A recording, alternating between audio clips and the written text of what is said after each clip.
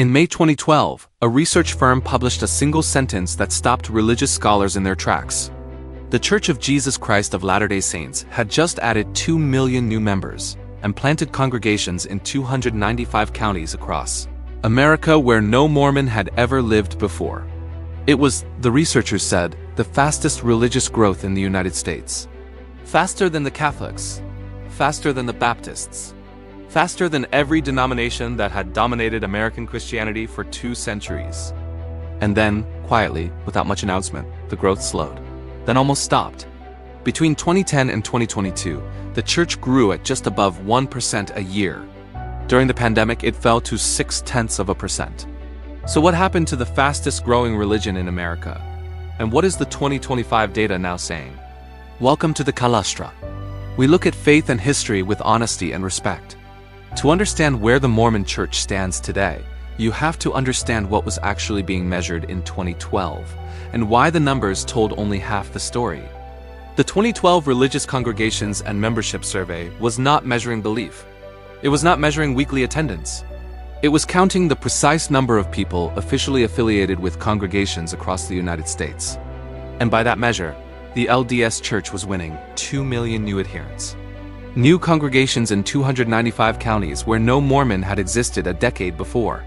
A missionary force that was growing steadily, knocking on doors across every zip code in the country.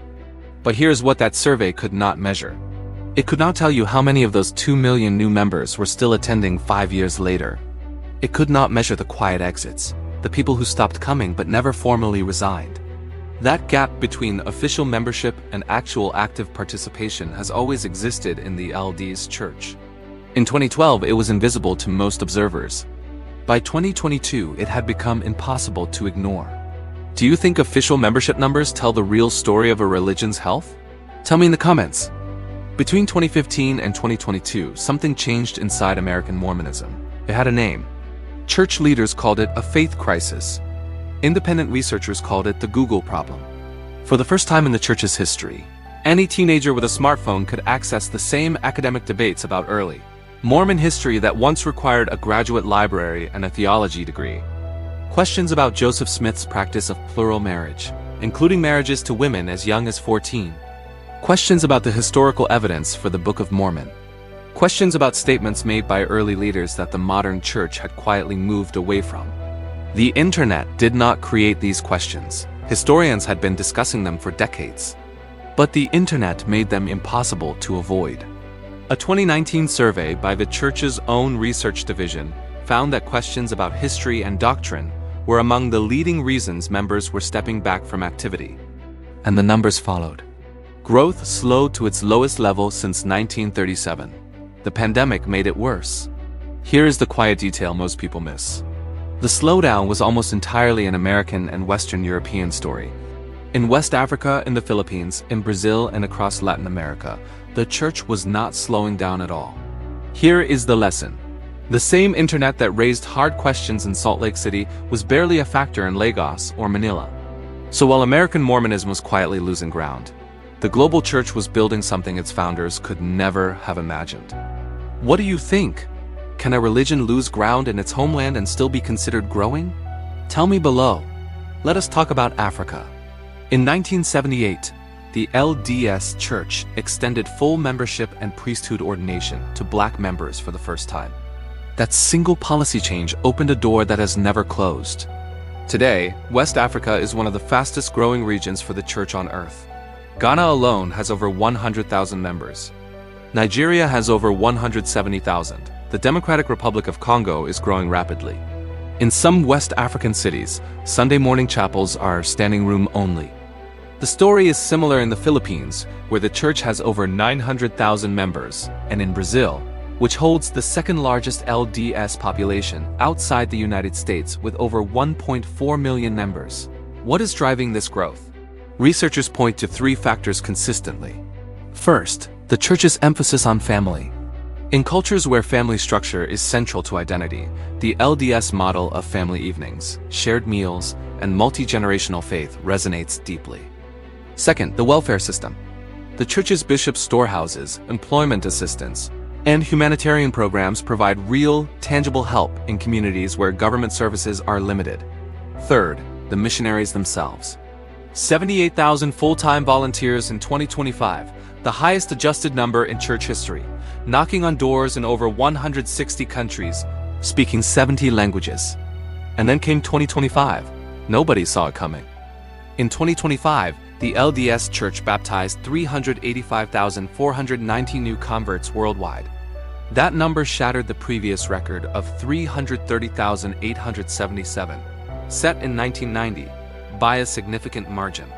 It represented a nearly 25% increase over 2024 alone. Total church membership reached 17,887,212 by December 31st, 2025.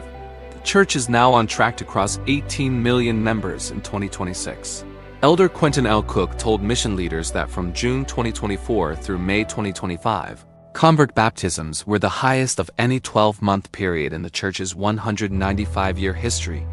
Every single region of the world saw at least a 20% increase in the first quarter of 2025. Compared to the same period in 2024, here's the twist that makes this even more striking. These record numbers came in the middle of a global trend toward secularization, a period when organized religion across the Western world was losing members, closing churches, and watching younger generations walk away. While other denominations were shrinking, the LDS Church was setting records. But here is the other half of the story, the part that honest analysis requires us to include. At almost the same moment the church was celebrating its record convert numbers, a major independent survey called the Cooperative Election Study released 2025 data about American religious identity. It showed that the percentage of Americans who self-identify as Latter-day Saint had dropped below 1% for the first time to 0.9% of the US population. Two stories, both true at the same time. Globally, the church is baptizing more converts than at any point in its history. In America, its birthplace and its heartland, fewer adults are calling themselves Mormon than at any point in 2 decades. This is not a contradiction. It is a transformation. The center of Mormonism is moving, not away from Salt Lake City in any administrative sense, but demographically, culturally, numerically. The future of this church is increasingly being written in Accra and São Paulo and Manila, not in Provo and Phoenix and Portland. And there is one more quiet data point that deserves attention. In 2025, the church recorded only 91,835 children of record infants added to membership totals through birth into LDS families. That number is only slightly above 2024 and far below the 110,000 to 120,000 the church routinely recorded in the early 1980s when total membership was only 5 million. The children of record number matters because it measures organic growth, the faith passing naturally from parent to child. And that number is not growing. What the church is gaining in converts abroad, it is partially losing in generational transmission at home. So who is the Mormon Church in 2026? It is an institution that began in a log cabin in upstate New York in 1830 with a handful of believers. It was driven from state to state, its founder killed, its members chased across a continent. It arrived in a desert valley with nothing, and it built a civilization. By 2012, it was the fastest growing religion in the United States. By 2022, its growth had slowed to almost nothing. By 2025, it had set a record for converts that no one in its history had ever come close to matching. The story of Mormon growth is not a straight line. It never has been. It is a story of resilience, of an institution that has faced extinction multiple times and found a way forward each time. Not always the same way, not always in the same direction, but always forward. The 2012 survey that called Mormonism the fastest growing religion in America was measuring one moment. What 2025 is showing us is something larger than any single moment. A faith that is simultaneously losing ground in the country that gave it birth and gaining ground on every other continent at a pace its founders could never have imagined. Which half of that story do you think matters more? What is happening in America, or what is happening in the rest of the world? Leave your answer in the comments. In 2012, a research survey called them the fastest growing religion in America. In 2025, they broke their own all-time record for convert baptisms, while quietly declining among American adults. Which part of this story surprised you most? Tell me in the comments. If this kind of history moves you, subscribe to the Caelustra. See you next time.